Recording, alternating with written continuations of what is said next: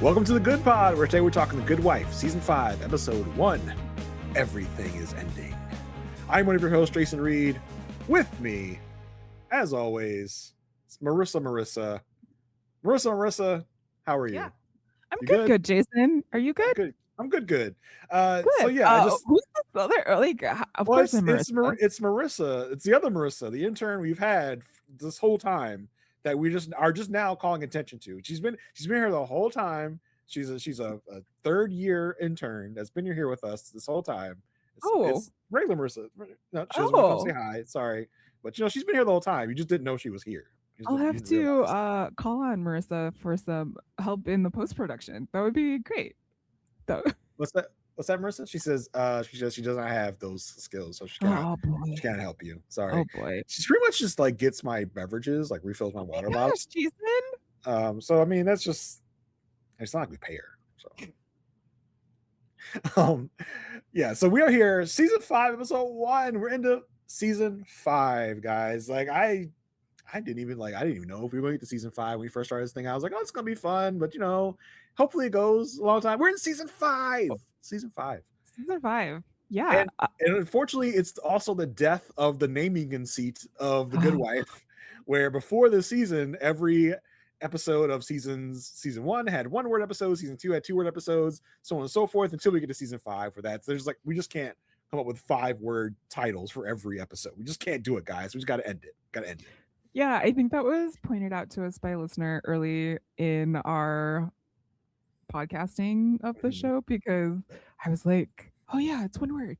They're like, yeah, it only lasts to season 5. So we have made it to season 5. And first of all, thank you for all your support in helping us get here. Secondly, we're in it now, Jason. We gotta finish this thing out. We're so close to the finish line at this point.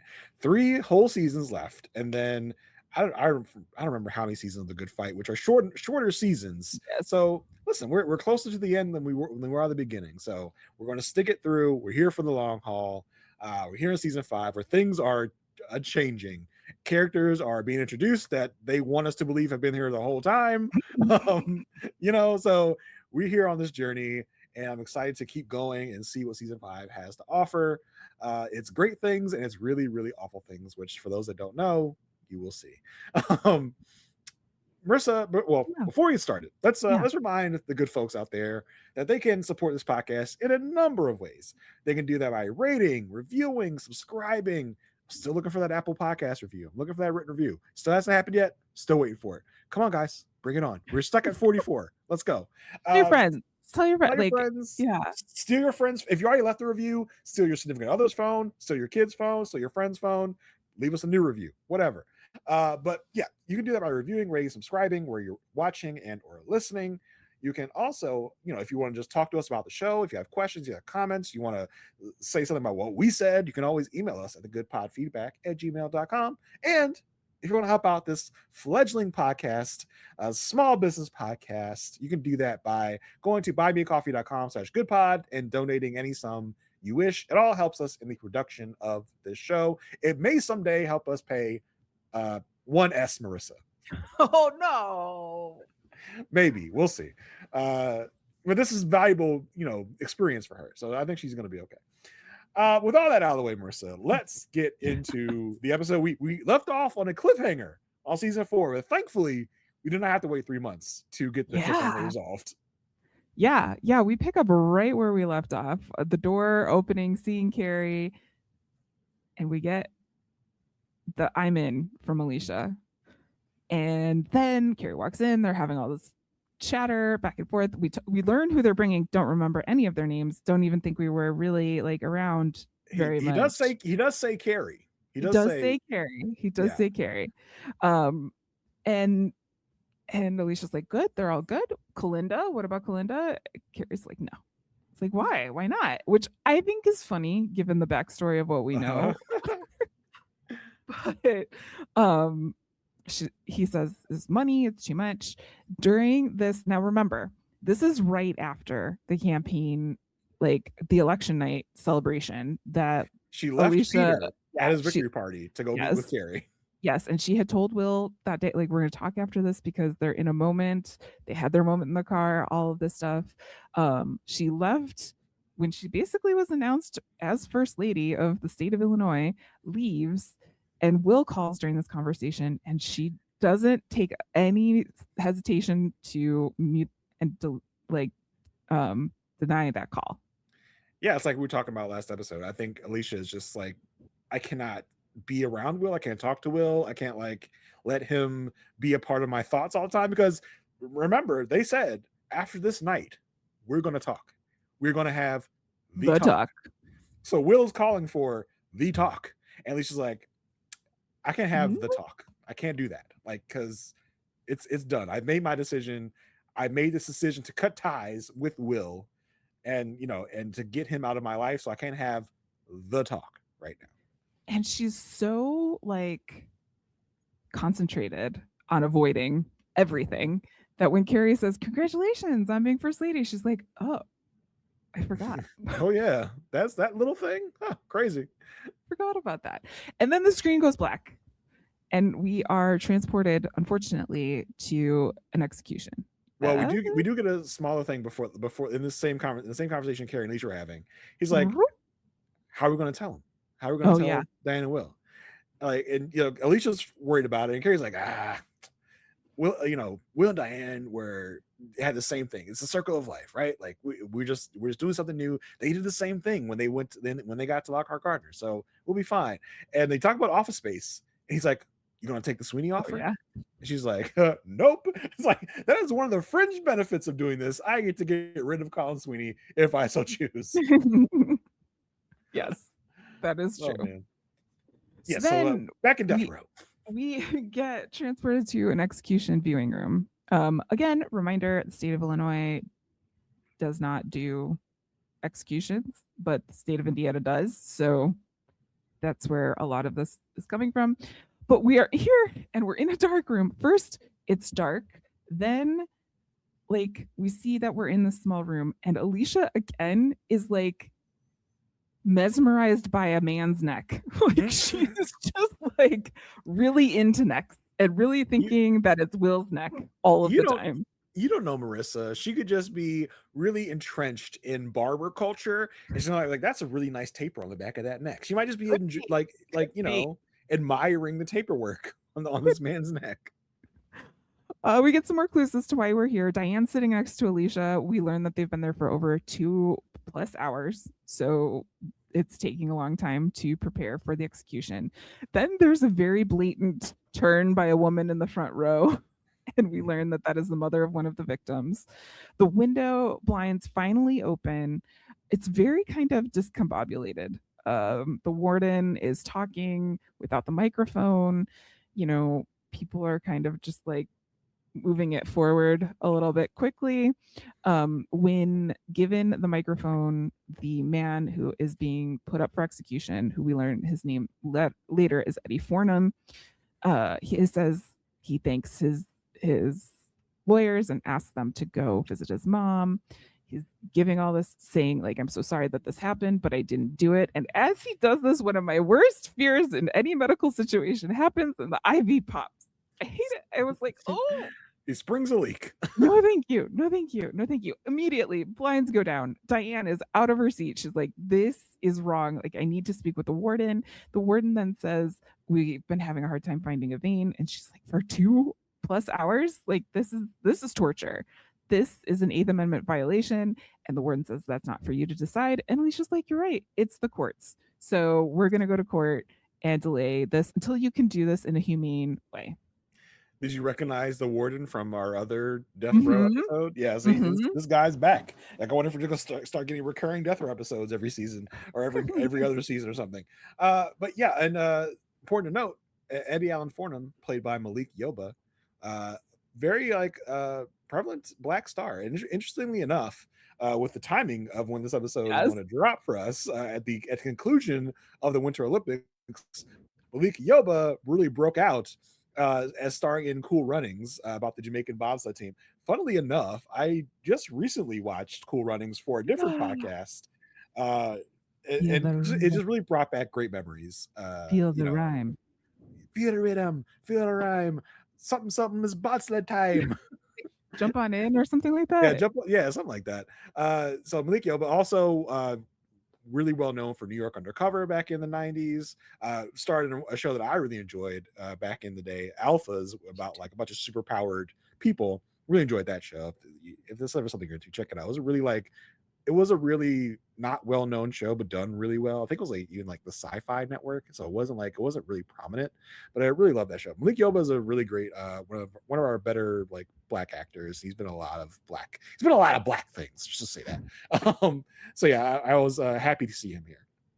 He does a great job. It's a tough, like, yeah, and his moment he had on the execution thing was like really great. Like when he's telling him, sorry, tell my mother I'm sorry that I was disappointed son. He apologizes to the victims' families, but he's like, but I ain't do this. Like, it's like, I am so sorry this happened, but it wasn't me. It wasn't me. So we see the counter. You can't say these things out. It wasn't me. Wouldn't that be? I mean, that would not be appropriate when a man is trying to. Yeah, someone just gets up and starts rapping like it wasn't me. Like, sir, this is not the time. or like place. Someone's tone goes off. Like I understand the compulsion, but this is not the time nor place. I was thinking in my mind, but you didn't need to say it out loud. Exactly. So we walk back in. Alicia's walking in. She's got boxes in her hand. She's going into the Lockhart Gardner offices, and we had heard last season that there were going to be some staff changes to the assistants because they wanted to stay home, and so they were going to teleconference. I have teleconferenced many a time in my life, Jason, but never in my life have I been an iPad on a rolling machine, as we see here at Lockhart Gardner, which makes for some great comedy throughout this episode. I mean, as simple as the sight gag is, it really brings a lot of chuckles. Like as she's like trying to get around the office, crashing into doors, glitching constantly. I was like, that was really well done. I really enjoyed that little gag. It was good. The team is getting briefed up on the case. We learn that this is the first time we learn about Eddie Fordham, like his name, the whole story, all of it. And it's told to us by Robin, of all people, which is still like, I'm not known, but it's still weird that it's not Kalinda because we can't have Kalinda and Alicia in the same room. Mm-hmm. So she tells us that Eddie Fordham was arrested in 1999 for killing two teenage girls outside of a movie theater. The thing that really kind of clinched this decision in the court was the results of a hair test. And Diane's on the phone. She's saying, this is what we want to focus on. We don't think that the hair was his. There was a snitch involved. Robin picks up that died 6 years ago, but that sticks in her mind for a while. So Will says, we're going to break into teams. Blah, blah, blah. I forget who's assigned to what. But okay, break basically after that. And then he says, Carrie, hold on. And there's new Carrie who's like, who? Me? And then Will's like, no, Carrie. No, real Carrie, better Carrie. Which is like, if I'm Carrie, I'm like, excuse me, I am a real Carrie. This is saying like you're the invalid Carrie. I want the Carrie I like. You're the Carrie I don't like. And so this is interesting, right? Because we find out that this Carrie is part of the 4th year uprising. So it's just like, now I know good and damn well they did not do this. They did not set this up the right way and have this actor in those scenes from last season when all the 4th years are getting together. Like we've never seen this guy before. I was like, good try, guys, trying to slip in a new character on me that I'm supposed to believe has been here the whole time. Definitely has not been. New Carrie, played by Ben Rappaport. Mm-hmm. I knew Ben Rappaport from Outsourced. I don't know if you ever watched that show. Yeah. He was like the main guy about a American that gets transferred over to India to lead a call center. Really good little sitcom. I enjoyed it for the little time it was on. Also For the People, which I think was like part of like, they were like people fighting for innocence project type things as a kind of a dramedy on Fox probably. But yeah, I like this guy. I did not remember that Outsourced was actually before The Good Wife. I could have sworn Outsourced was like after Good Wife. Like not even like, I would have said 7 years ago Outsource came on, but apparently it was before The Good Wife. I was like, that's surprising. But yeah, Ben Rappaport is here as new Carrie, and new Carrie's going to stick around. New Carrie's going to be here for a minute on The Good Wife. So he's going to be part of this new firm, forming or whatever. Are we going to call him? I think we'll just call him New Carrie. New Carrie's good. New Carrie, and then Carrie's just always going to be Carrie because he's Carrie. Maybe we should call him E because he's the Carrie with the E. What's up, E? Nah, New Carrie's good. We'll stick with New Carrie. So Will's on the phone with Diane. He's like, okay, well, I'm going to get Carrie and Alicia to buy you some more time. And Diane's like, how are you going to do that? He's like, I have no idea. Yeah, I don't know. Diane is at the courthouse, and Kalinda tells her that the hair was tested like more than once. And she's like, yeah, I know, like in Indiana for like the death row party. She's like, no. Here in Chicago, someone thought there was something up with the hair test. So this is kind of like a little bell. Will uses Carrie's connections through Carrie's dad to call Barry Scheck, who is in front of the federal court here in Chicago, on a class action suit for like lethal injection cases, and whether it's part of the 8th Amendment, which is torture. I cannot remember. Barry Scheck, we have seen him before. Have we seen him, or did we just hear his name mentioned? Maybe. And is he a real person? He's a real person. Yeah, I do believe he was the head of the Innocence Project. Innocence Project. Yeah, exactly. Yes. Okay. So he is playing himself here. He's a real live person. So that was fun. Like, I'm surprised Carrie has this connection still based on the dealings with his father recently that we saw last season. Well, but I mean, also Carrie was in the Peace Corps, and I think there was like where he was going to go work for him at some point. So yeah, maybe he also just had his phone number anyway. Yeah, he just had his number anyway. It's own ground to stand on. So he calls and he's like, "Hey, can we get in like on the class action, or we want to be part of the class action, but not really part of the class action, not like in it, but adjacent to it." And Barry's like, "Oh, okay, we'll see what we can do." So Alicia is walking through the halls at Lockhart Gardner at this point and is getting all of these comments like, "So great to hear you're coming with us. Can I tell our clients, Carrie, new Carrie, no, that's a bad idea. Don't do it." It's like, bruh, keep it down. Like, this is supposed to be on the DL. And people are like, "Oh my God, I'm so happy you're coming with it." Like, and we have seen David Lee with his Bluetooth connector in before, but they made real sure that this man was never in his office at any time. So while this is like going on and we see like a group of 4th years in a conference room celebrating, David Lee's like, they're too happy. Why are they so happy? They can't be happy. I'm the only one that can be happy. So he gets Kalinda to basically get the phone records of these 4th years, because he sets it all up. He's like, "I think they're leaving," and she's like, "How do you know?" He goes, "I'm psychic," in a very David Lee way. Like, bro, who are you, Elsbeth? You just got like the 6th sense. You can just tell stuff happening. And he makes this. I really think the show really made me not so great of a boss, but maybe also a great boss. I don't know, because I took this whole like company cell phones thing like so serious. I would never put anything work on my personal phone, and I would never put anything personal on my work phone, because I was like, this is going to happen. Someone's going to come take it. This is how it's going to be. And I would like tell my direct reports. I was working with direct reports about it, and they'd be like, "You're really too much." And I'm like, "No, it happened on The Good Wife. Like, don't do this." My question is, what are you doing on your phone that you need to be like, "I cannot have the company look at it"? Nothing. That's the thing. Even I like that. Like, I was worried, and I am like threat level -15. You know what I mean? Like, I just take it too seriously. But I don't know. Maybe you got to do your feet pics website on your personal phone, not your company one. Like, I don't want you to know I called my mom. I don't want you to know I looked at Star Trek fanfic. Yeah, I don't want you to know that. So he's gonna ask Kalinda to get these phone records. Meanwhile, Alicia is in the midst of like figuring out about a lot of information, and Eli calls. I love this because it's so Eli. She's like, "I can't, Eli, right now. I'm on a death row appeal." And he's like, yeah. But now. He's like, "Did you not just hear me? I'm on a death row appeal." And he's like, "Oh, I thought you were joking, or like, oh, a death row appeal, like a real one. Because he's so in the mode of like nothing else is as important as me right now. I am Right. the most important thing. So he lets everything else float by. He's like, oh, I guess if you're trying to save a man's life, I suppose that for this one time that might be more important than what I got going on. Yeah. And he's calling because there's a 4:00 appointment to meet with the ethics committee. And Alicia's like, no, like I'm on a death row appeal. I can do this after Saturday. So they set it up for Sunday at 7.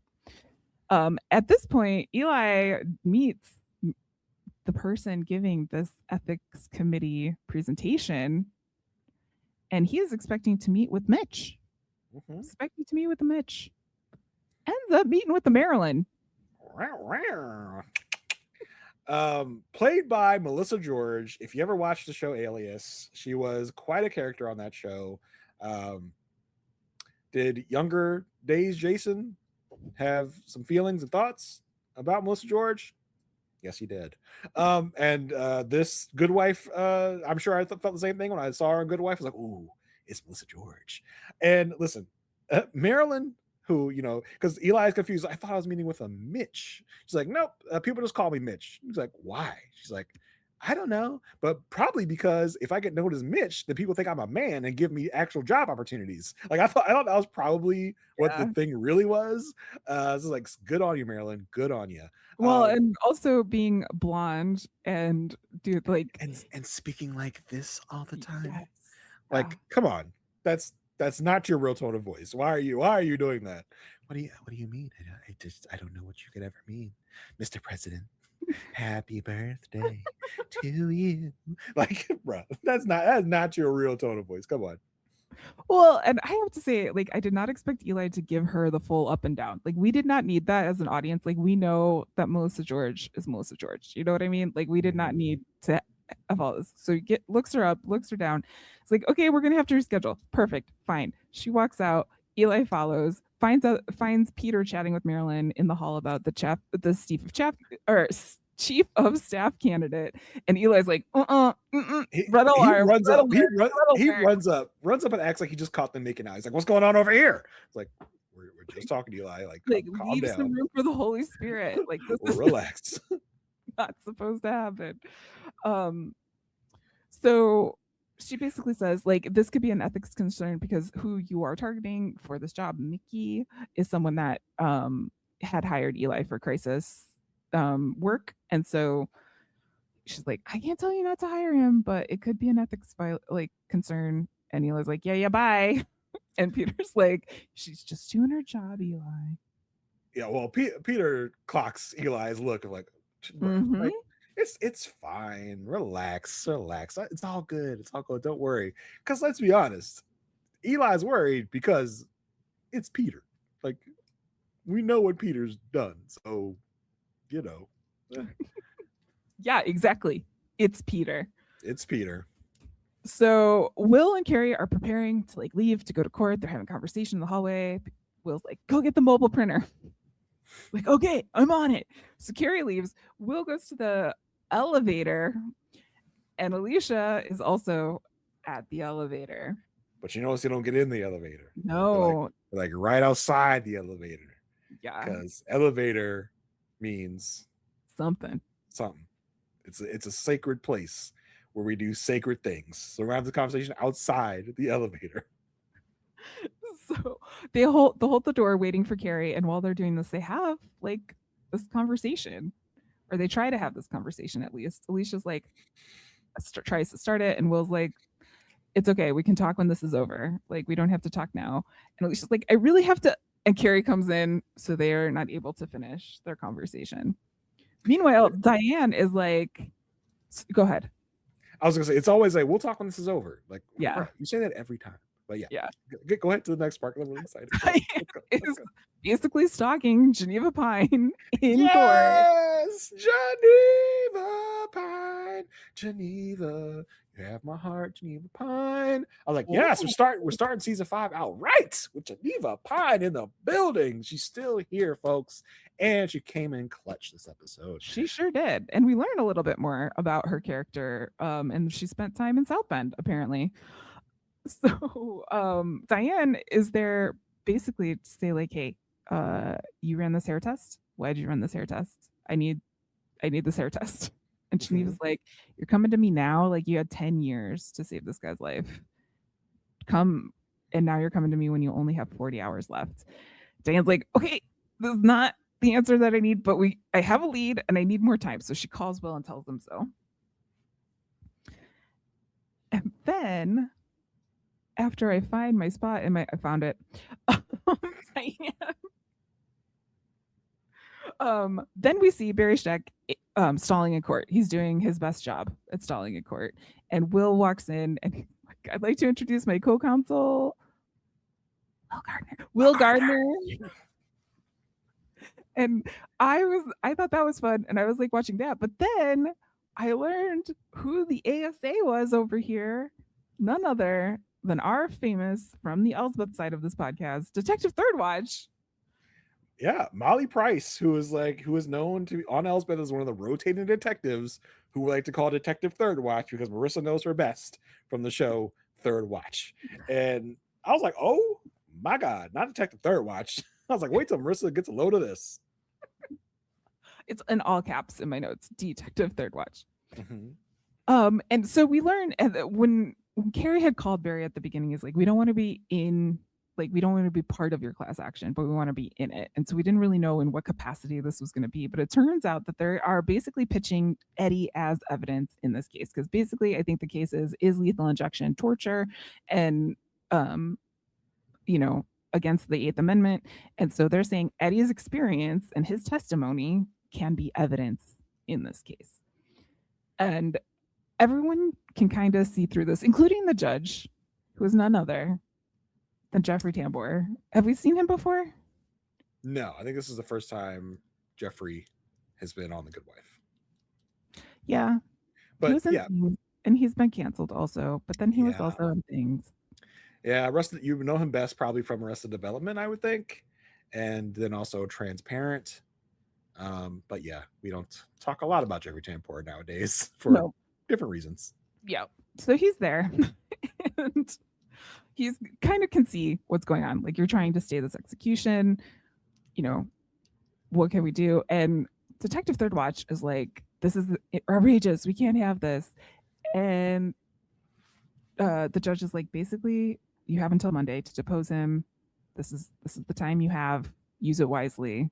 And we get another 48 hours. And it isn't what?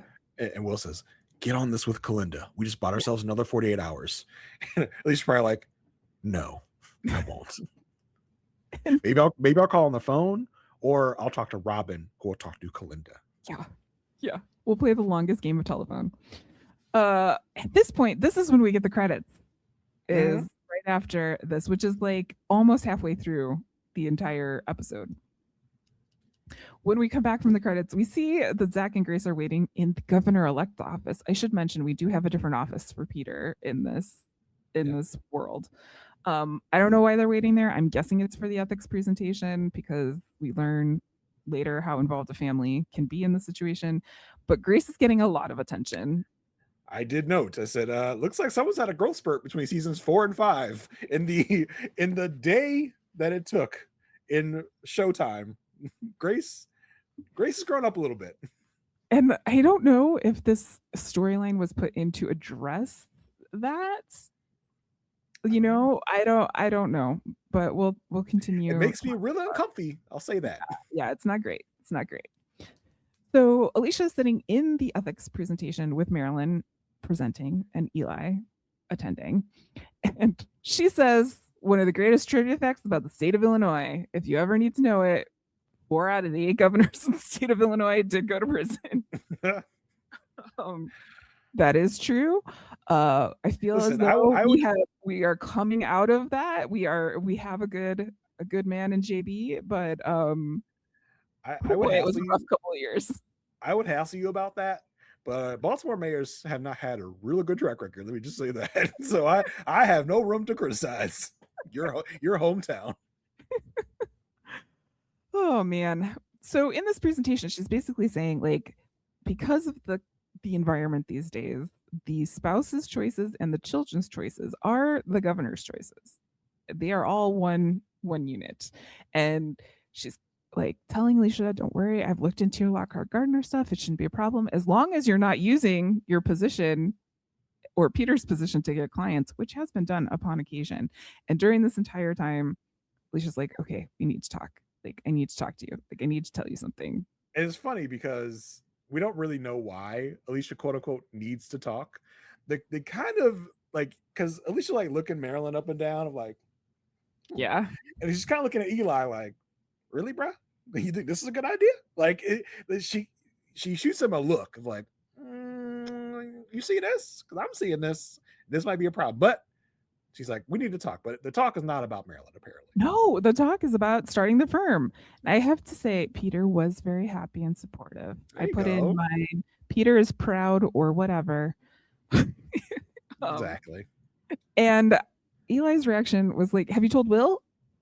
And Diane? And Diane. And Diane. Oh, buddy. Peter, I'm sure, is also ecstatic for Alicia. He's like, this means you don't have to work with Will anymore. And I can stop feeling threatened all the time. Yes. So then we go to the deposition in jail where Eddie is talking about how long it took to get an IV in. He says he heard a nurse say, oops, when there was blood coming out of his neck, and that a female nurse had to walk out because she was in tears and was like, that nurse, got to talk to that person. And this is one thing that I love about these like death row cases is just how quickly they like move on this. They have to, but it's just like, oh, here's an opening. I'm going to take it. Let's talk to this nurse. Well, and it also was interesting, like the bloodlust that some people have to like get this done. Like, no, we need to kill this man to now. Like, he needs to die now. We cannot stall. We cannot do this. He needs to die. Like, oh, wow, these people really want this man dead. Like, quick, fast, in a hurry. Yeah. Yeah. So they argue that they need to talk to the nurse in court, and the state, aka the state of Indiana, aka Detective Third Watch, is saying, look, we keep the identification of all of our nurses confidential because it's not something great to put like out there that that's what you do. It's like, well, maybe you shouldn't be a nurse that does death executions if you're that ashamed of it. Because they even bring up the fact that like the Hippocratic Oath says do no harm to anyone, and this is basically you're killing someone. So yeah, for sure. Without their consent, you're killing them without their consent. Right. Can you walk me through? I know you have a passion for geography. Now, this court is in Indiana. Yeah, I have the same question. So was it like traveling by map? Was it like this is not realistic that we're traveling between Chicago and Indiana so fast? I'm not a big geography person. How far away is Indiana from Chicago? Oh, it's like it can be as short as like 10 minutes depending on where Chicago you are. However, it depends on where in Indiana you are. And this is what I was confused about, is because they mentioned South Bend, which is more central in the state of Indiana. So that would be like almost a 2-hour ride. But then if they're up in northern Indiana, like that could be a quick back and forth.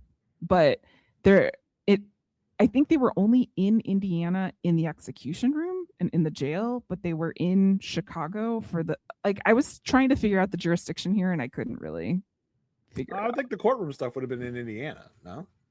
I guess. I don't know, but it was federal court, and federal court would happen in Indiana, but probably in Indianapolis instead of in Chicago. Okay, I see. Not as egregious as traveling from Chicago to New York. No.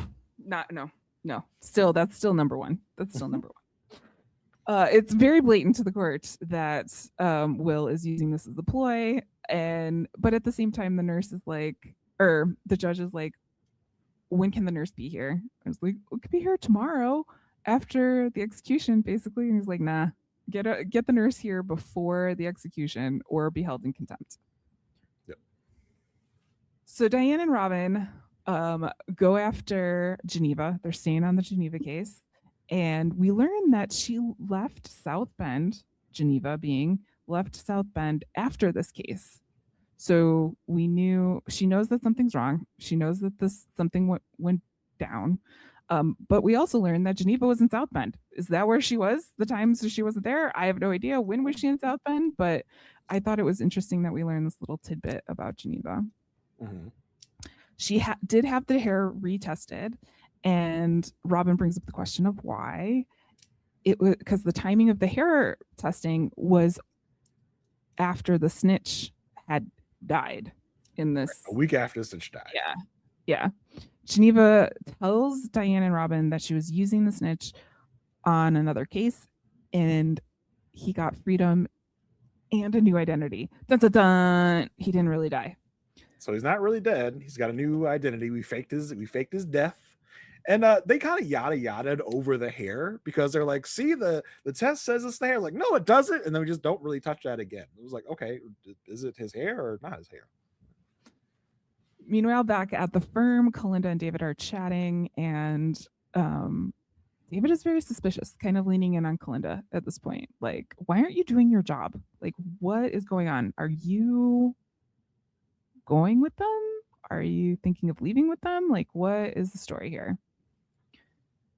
Meanwhile, at the governor-elect's office, there is a photo with the ethics committee, and Peter says, "This is the last time the ethics committee was smiling in my presence."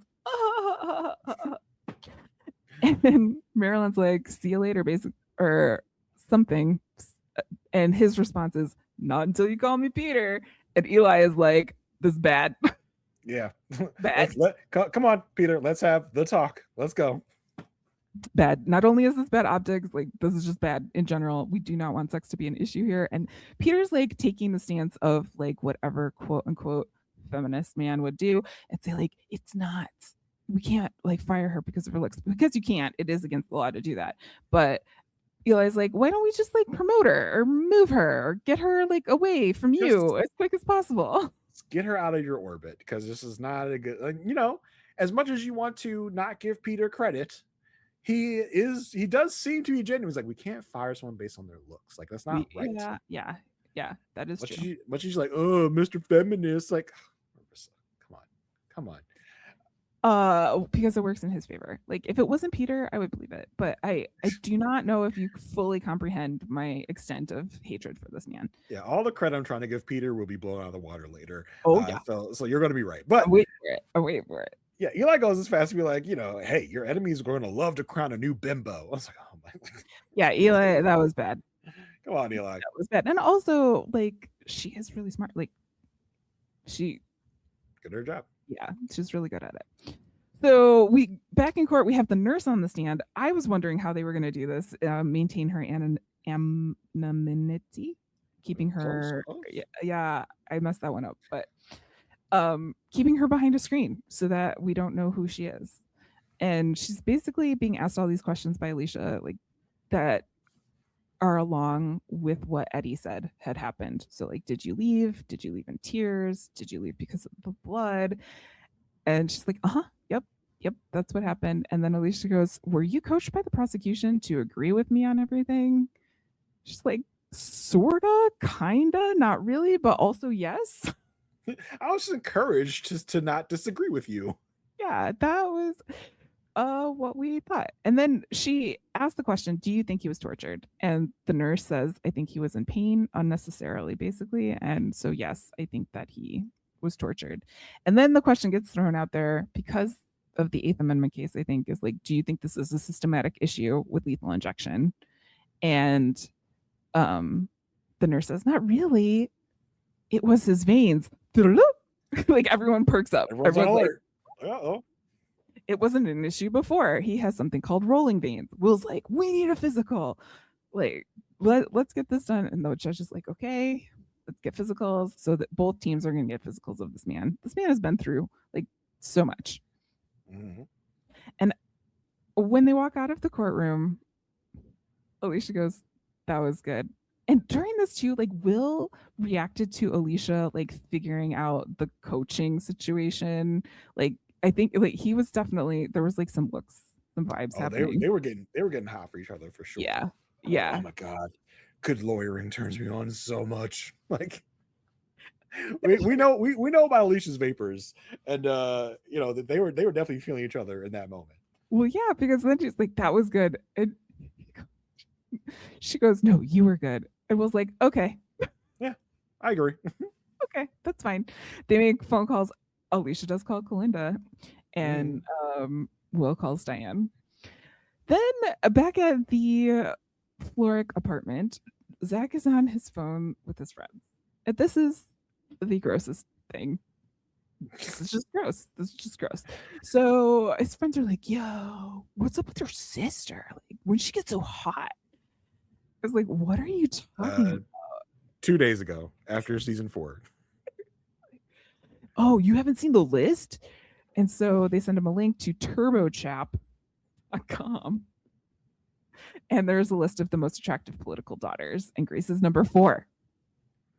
After I after the Palin daughter, like after some real people. Did you read the blurb that was associated with No, Grace? what did it say? The blurb was like the age of consent in Chicago is 17. So we've officially started our countdown of 15 months until Grace Florrick is legal. What happened though? Do you remember when people would have Oh yeah. for like Lindsay Lohan and like all Yep. this stuff? Like I remember. And I do not like the way this was shot. Because Zach sees a list, Zach sees Grace's picture, and just stares at it. I'm like, this is gross. uncomfortable. This is weird. Like, why is he staring at it like that?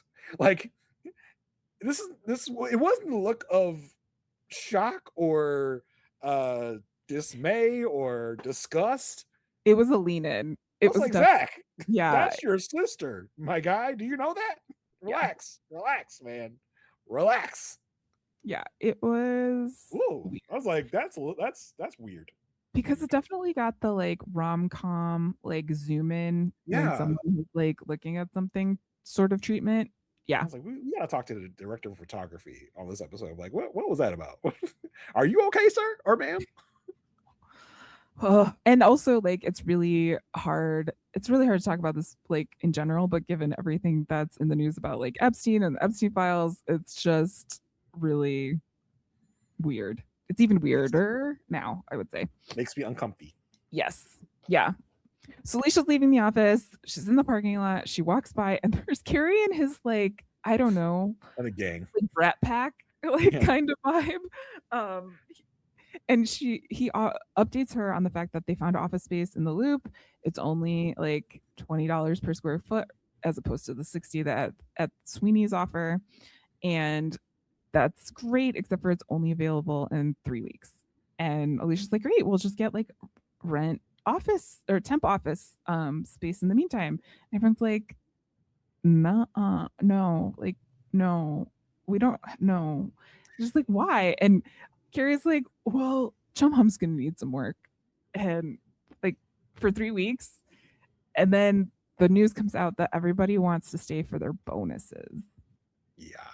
And Alicia's like, we can't keep fooling the partners. And stupid new Carrie is like, you mean fooling Will? And it's like, bitch, do we have a problem? Like, yeah. I like that she called him out on that. Like you little children out here sitting on cars, like you're teenagers. And the solution here, and it seems to have been the way the entire time Carrie's been trying to set up this thing, is we will take a vote. And I put in my notes, Alicia's reaction was Juliana face. Like, it was like, what do you mean voting? Like, girl, you are barely into this. You're already looking to form a dictatorship. Like, you're supposed to be different. Not Juliana, Alicia, you're supposed to be different. You're supposed to just take other people's thoughts into account. She's like, no. And Carrie calls her out, new Carrie calls her out on it. But so it was okay when you needed to wait to leave. But now that it's our issue, you don't want to wait to leave. And Alicia's like, it's like, girl, I thought we were trying to be different. I thought we were trying to be better. Yeah.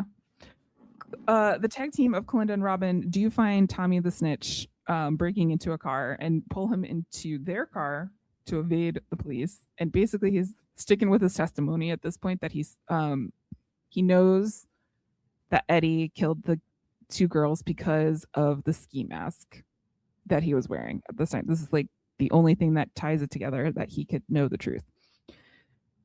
Meanwhile, Carrie's back at the office, tells Alicia that Kalinda found the snitch. Kalinda found the snitch. Not that Robin found the snitch, but Kalinda found the snitch. But Kalinda doesn't believe the snitch and sticking with this testimony.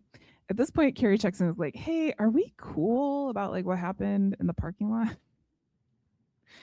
And she's like, yeah, I mean, yeah. And then there's a lot happening. Will's like, hey, Alicia, can you come into my office? And Alicia gets pulled into the office with like pretty much the entire partner team. Everybody, like they're all staring at her. Everybody minus Julius. Don't you say Julius. I will never forget Julius. Never forget. Yeah.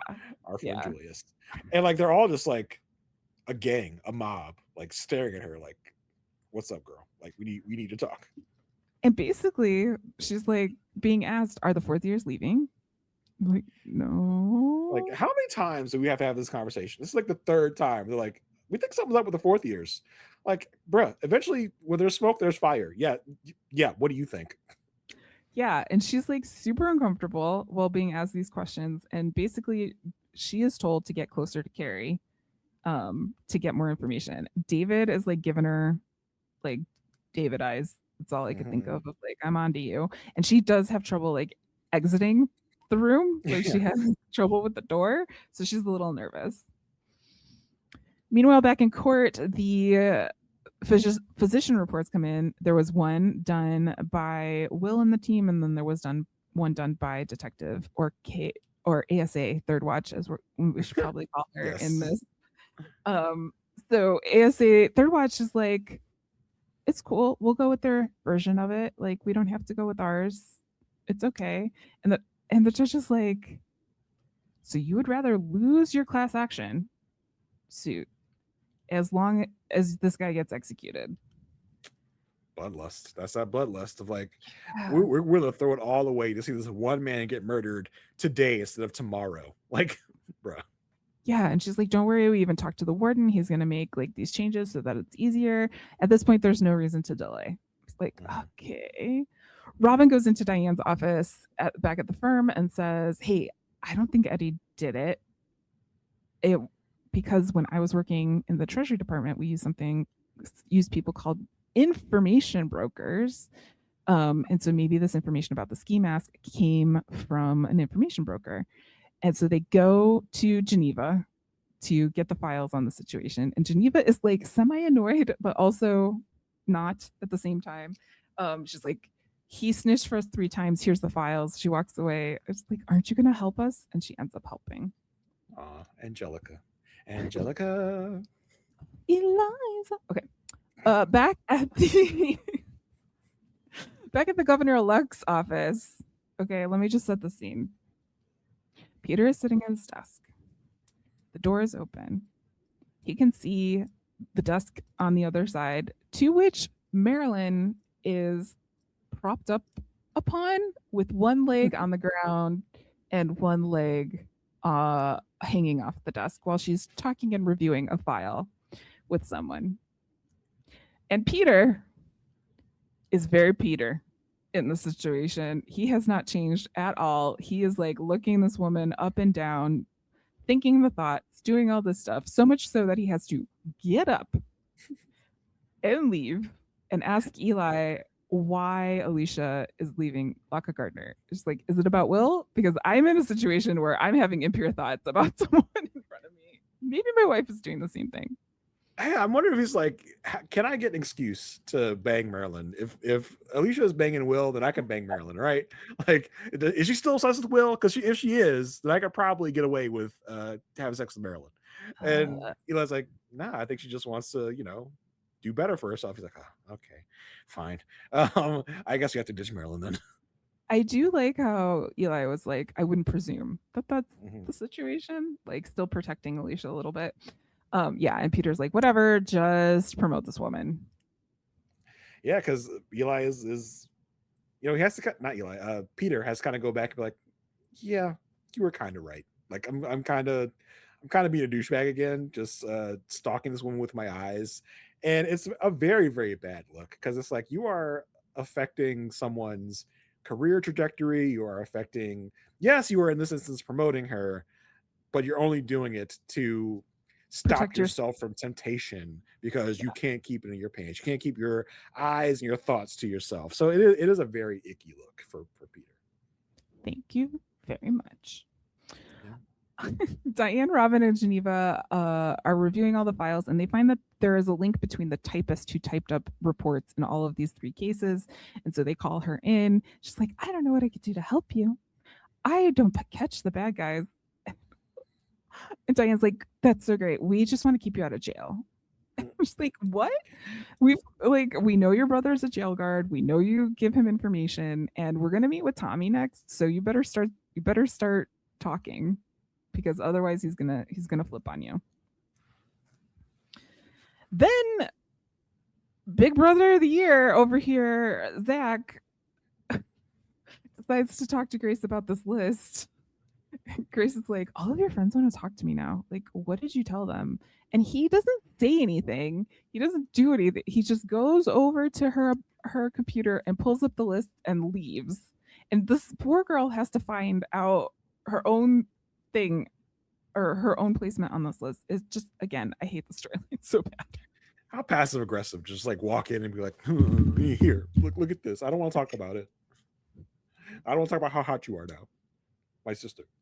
Yes. And at the same time, like, Alicia is home, so like I don't know why they wouldn't tell mom at the situation, but she is distracted because Carrie has come calling, and she's like, listen, we need to leave at the end of the week. And he's like, well, where is this coming from? Like, I was in a meeting. We need to leave at the end of the week. And Carrie's like, hey, remember though, like, what we talked about at the beginning? Like, we didn't like the fact that Diane and Will just made decisions by fiat. Like, we really want to have a democracy here. Like, that's what we want to do. But Alicia does give a good counterpoint, right? She's like, as a partner, I have a fiduciary Yes. responsibility to Lockhart Gardner. I can't be going around, surreptitiously making plots that would affect the law firm, because that opens me up to lawsuits that will say I didn't try my best, I didn't work as hard as I could because I knew I was leaving. So we got to get gone. The sooner, the better. Yes. Yes. And this is like, then she brings up, like, do you think we would take this death row case? And Carrie's like, I don't know, probably. And she's like, yeah, but it would be really expensive. Kira's like, yeah, like, Lockhart Gardner didn't even take these cases until 6 or 7 years in. Like, I don't know what you're expecting here. Are you having second thoughts? And her reaction is like, well, I don't know. I like watching Diane and Will work. Girl, you are so wishy-washy. Like, get off the fence, make a decision. Stop wavering, because that's all she's been doing. Oh, should I do this? Should I do that? Well, meanwhile, everybody's waiting for your decision. You're like, oh, I don't know. Should I do this? Like, girl, come on. It's too late now. You have plotted. You have given your commitment to all these other 4th years. Like, it's time. It's over. It's too late for this. I love watching Will and Diane work. Nope, too late. You're done. You're out. And Carrie gives her his favorite line. Alicia, we are the new Will and Diane. Okay, we get it. Yeah. But that is enough to get her to say, okay, don't use the phones. Like, don't do it. They are deposing the warden. This is the day of the execution, like hours before the execution. Deposing the warden, who is planning to give more water to Eddie and make sure he is hydrated so that he doesn't have the same experience as he did before. They're going to place an IV in their foot. And it comes out that this warden was not present for the first preparation for this execution. And also he let slip kind of that they didn't have the sodium chloride. Yeah, he was too busy trying to get this drug to kill this man to be at the preparation, because he was trying to procure this drug. And if you remember the last time this guy was here, that was the big issue as well. Running out of, because I think the drugs were expired. They were trying to kill this person with, and Diane noticed that and called that into question. And that's the reason why last time we were able to delay executions until we could try and get something worked out. Yeah. And during this whole time, Will is sitting there and he's like, huh. And Alicia is like, Oh, what is it? Can you Ooh, tell me? baby, Oh. you got that look like you got an idea. You know that really turns me on. Yeah, and he's like, no, I'm not going to tell you.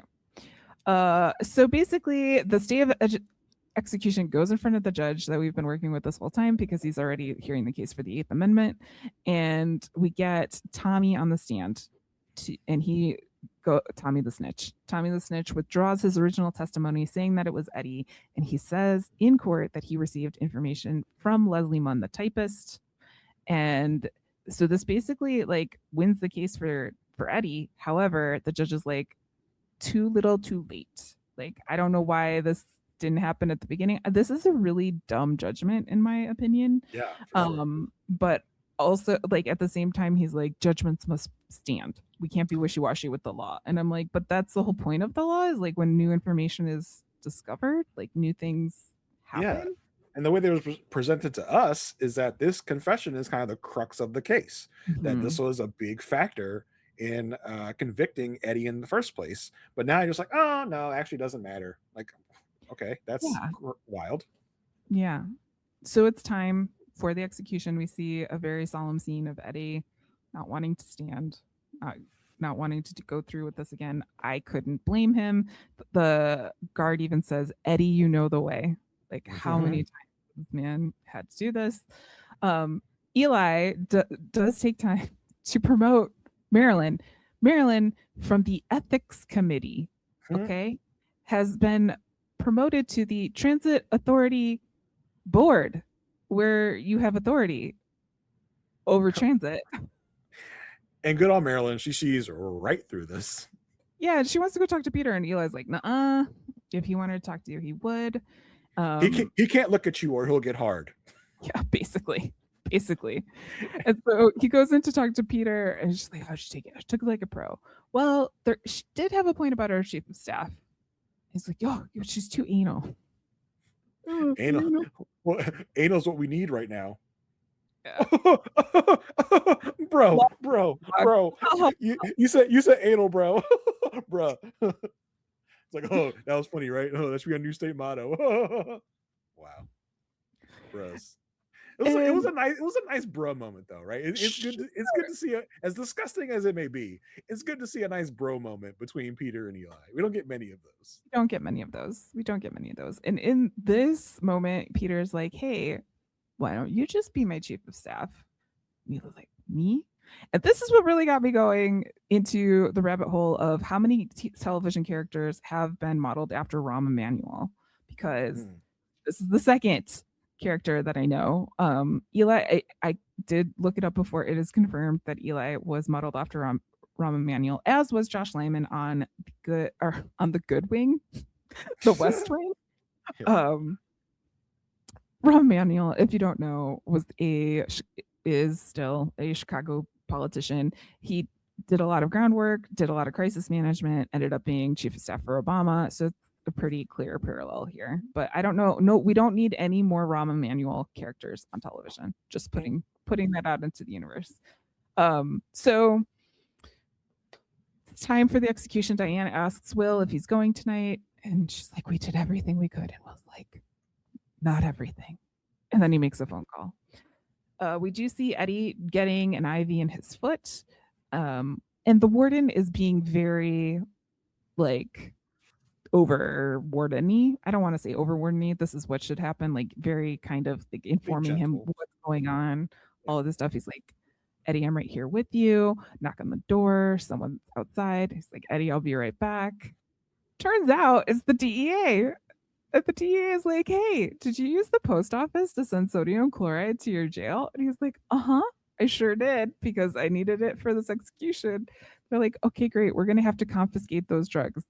So we're like, "Oh, that part is done." But then when Eddie walks out of the execution room, Diane and Alicia are there to tell him that the execution is on hold because the governor doesn't want to keep doing this another time. Well, I mean, not even on hold. It's not going to happen now. He's like not going to get killed. But it's like, yay, you're not going to be executed. You're just going to stay in prison for the rest of your life. It's like, okay, but did he do it or did he not do it? Like that's That's my question. I don't think he did it based on this, what we were present. At least that's what we were being led to believe. But Yeah. And they're like, okay, you didn't die. Bye. Have a good life in prison. and then Like, they walk off feeling like they did like the work, like the best work, but this man still has to yeah, we're live gonna in go. jail. We're gonna go live our lives outside now. Bye. Like, have fun here. I wish you could have just thrown in a like, and we're gonna start working on your appeal immediately. Yeah, You know. yeah. Or so and so, like we know a really good lawyer who's going to take it from here, or something like Mhm. that, to kind of give him some care. Kind of wish Geneva Pine was there. Yeah, It, that it, would have been cool. it felt like she had like a personal tie in this, maybe because the person was black that was being put to death. It felt like she really had a personal stake in this. I kind of wish she was there. I know she probably has like it's probably some sort of like conflict of interest because she is a DA for Chicago. But yeah, I kind of wish like they had that moment of like, I saved you, black man. Boom. As opposed to two white women save the black man, Yeah, exactly. so the white savior leaves. Bye. Back at the office, there is celebration. Will and Diane are going to have a drink. Will, or Alicia does ask Will, like, was it you that called the DEA? He's like, me? No. And she's like, What? oh God, Will. So, so forthright. You're just so you do the right thing all the time. I mean, most of the time. When you do the wrong thing, then I get turned off. But now you're doing the right thing. Oh, now this is why I need to leave. This is why I have to leave. I cannot witness these moments from you. And she's just about to tell him, I think. Like, he's Mhm. like, Will, I need to tell you something. And he's like, don't, no. I mean, I Yeah, get it. Like, no. that's it. Like, we're on a merry-go-round. We got to get off. No big deal. It's fine. And Alicia says under her breath, I hope you don't end up hating me. He's like, huh? What'd you say? She's Like, like, nothing. have a good night. Bye. So Yeah. that is our episode. Good episode. Good opening of the season. Really great. I love when we have to figure out something. We have to run from one place to another. Really do some detective work, get things figured out. And then of course we had the fun like new firm dynamics that we see. We get to meet new Carrie. Okay. Yeah, we got to meet new Carrie. Yeah. Ooh, big See big how long new highlight. Carrie is around. I mean, he's around though. He's here for a bit. Well, yeah, but like he wasn't, but now he is. Well, yeah. Now we get to meet new Carrie, who was just old Carrie, who I guess been around since Carrie's been around. Like there's because like come on, good try, Kings, good try. You're not gonna get us though. But yeah, Hmm. that's our episode. Marissa, do you want to tell the good folks where they can find you and what you're up to? Yeah, you can always find me at itsmemarissag.com, where I have links to all of the podcasts. We mentioned it here in our coverage of this episode with Detective Third Watch from Elsbeth. If you are looking for Elsbeth coverage, we do have it on our feed as well. So feel free to join us there. And also on our YouTube page, there's a separate Elsbeth playlist. If you're just into Elsbeth or just into The Good Wife, you can find those links there as well. You can also find links to my podcast on the Whirlwind Podcast Network, which is Previous Little Liars, where we are watching Pretty Little Liars, one previously on at a time. And then, of course, I'm still traveling through space with my sister on the USS Sisterhood as we watch for the first time Star Trek The Next Generation. Same old for me, Jason. What's going on with you? Yeah, I'm covering Love is Blind over on the Rob Has Podcast Network on the Love at First Sight feed. Just type in Love at First Sight and you'll find it. Me, Asia Welch, Mary Krokowski are breaking down every drop of episodes that come with this 10th season. So you can find that there. You can also find me and Asia Welch talking about Married at First Sight over on our podcast, The Perfect Match. We are exclusively on Patreon right now, covering an old season 10, one of the better seasons of the franchise. So come check that out. That's something that floats your boat. Just talked about the finale episode of The Traitors over on Altar Call with our friend Tane. So check that out if you watch The Traitors this season. And of course, as Marissa mentioned, find me here every week talking Good Wife and Elsbeth.